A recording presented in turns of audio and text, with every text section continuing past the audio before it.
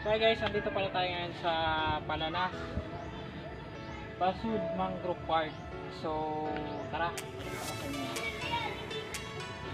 yung Palanas Basud Mangrove Park. Ayan o.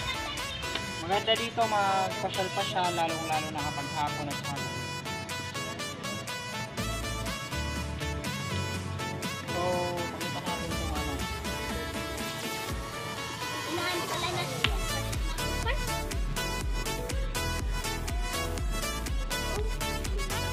So nandito pa no, pakita ko sa inyo may mga pwedeng bulangkuhan. So ang kagandahan lang dito ay yun nga, napapalibutan sila ng mangrove. So lahat dito kung makikita mo paikot ay mangrove. So pinaikutan sila ng mangrove. Tara. So halos dito lahat puro mangrove dahil yun nga yung kagandahan dito sa Palanas Basud Mangrove. So meron ding solar, no? And then meron din CR.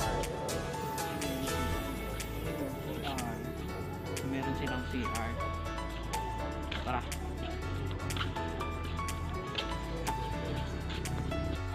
Dulo. No? Sa dulo ng Basud Mangrove Park. So actually maliit lang siya na park. Pero okay, goods na goods. Pwede pang Instagram. Dito din. So sa dulo ay merong solar. Tapos napaikutan siya, totally napaikutan siya ng mangrove. So yan. Ito yung kagandahan dahil para ito sa yan nga pag na mga malalakas na halo ng dagat. So ito yung nagbabara sa dagat. Nag-absorb din yan eh. So nandito na tayo sa dulo ng Basud Mangrove Park. So pakita ko sa inyo. So walang dagat. May mga bato din, mga malalaki.